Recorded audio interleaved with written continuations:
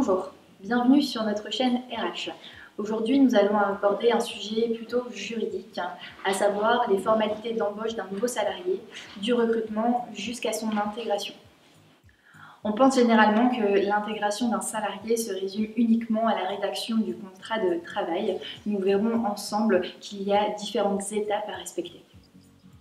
Pour nous en parler aujourd'hui, nous accueillons une équipe d'étudiants RH et nous accueillons de suite Léonie qui va nous parler de la première étape. Bonjour Mélanie, merci de nous recevoir sur ce plateau aujourd'hui. Effectivement, l'embauche d'un nouveau salarié impose de nombreuses formalités. La première étape et la plus importante reste la déclaration préalable à l'embauche, également appelée la DPAE. Elle doit être faite 8 jours précédant la date d'embauche du salarié, soit auprès du régime général l'URSSAF ou auprès du régime agricole, la MSA. La DPAE permet d'établir la déclaration nominative préalable à l'embauche, d'immatriculer le salarié à la CPAM ou à la MSA, l'adhésion de l'employeur à un service de santé au travail, et pour finir, de préétablir la liste des salariés embauchés. Cette prise de poste entraîne l'application du droit du travail et de la sécurité sociale. En ce sens, l'employeur a l'obligation de déclarer son salarié à différents services et c'est Chloé qui nous parlera des 2 prochaines étapes.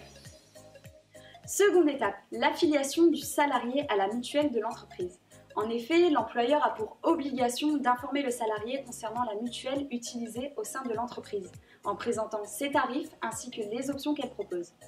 Afin d'adhérer à la mutuelle, le salarié devra remplir un bulletin individuel d'adhésion et fournir un mandat de prélèvement, un RIB ainsi qu'une attestation de droit à la sécurité sociale.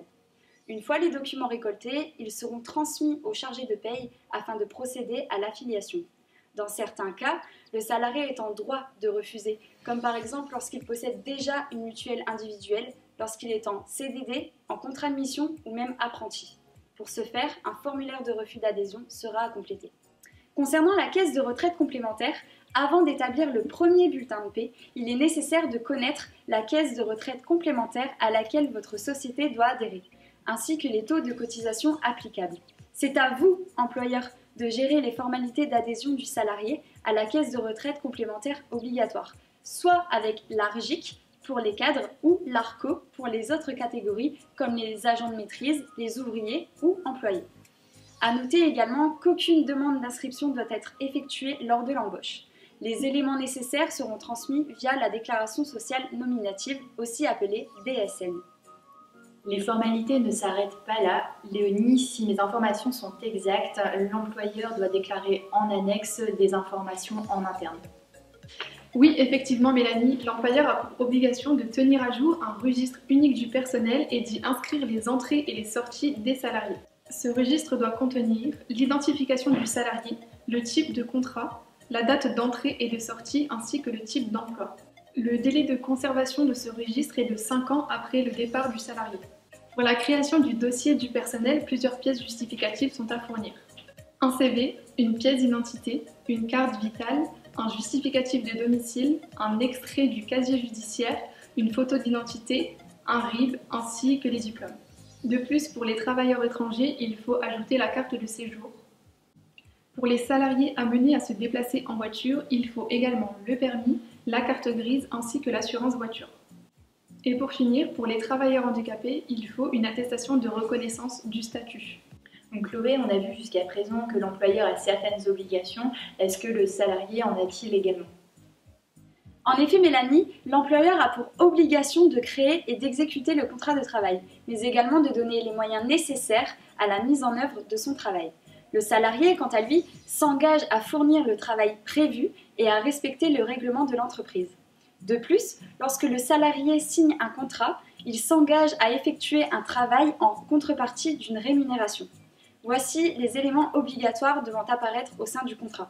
L'objet, le type de contrat, la date de début et de fin si nécessaire, la désignation de l'emploi, la rémunération, la durée, la période d'essai, le lieu et l'horaire et la convention collective utilisée.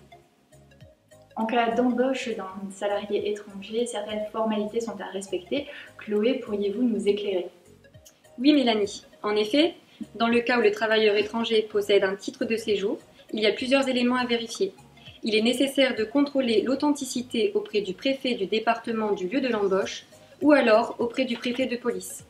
Cette demande est à effectuer 2 jours ouvrables avant la date de l'embauche. Elle doit se faire par lettre datée, signée en recommandé avec avis de réception.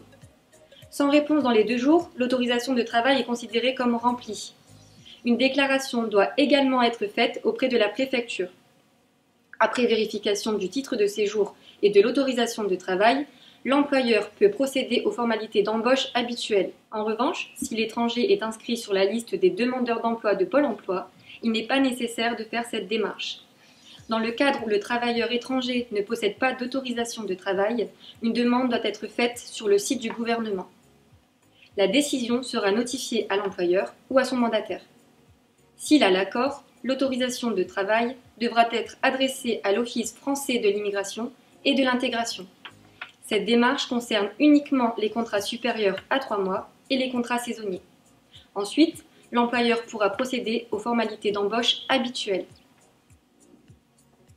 Pour les étrangers de l'espace économique européen, ainsi que pour les étrangers venant de Suisse, Monaco, Andorre et Saint-Marin, il n'est pas nécessaire d'avoir d'autorisation de travail.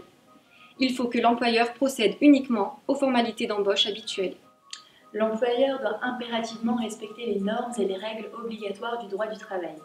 À défaut de se voir sanctionner pénalement et engager sa responsabilité civile, en effet, en cas de non-respect des règles, l'employeur encourt entre 11 et 225 000 € d'amende et jusqu'à 5 ans d'emprisonnement. En cas de non-respect de la déclaration préalable à l'embauche, l'employeur risque une pénalité égale à 300 fois le taux horaire minimum garanti.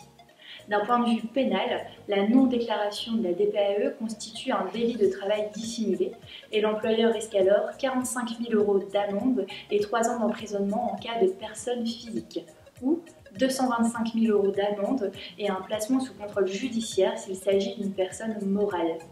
D'autres peines sont appliquées en cas d'absence du registre unique du personnel, d'une absence de visite d'information et de prévention ou encore d'embauche d'un salarié étranger irrégulier.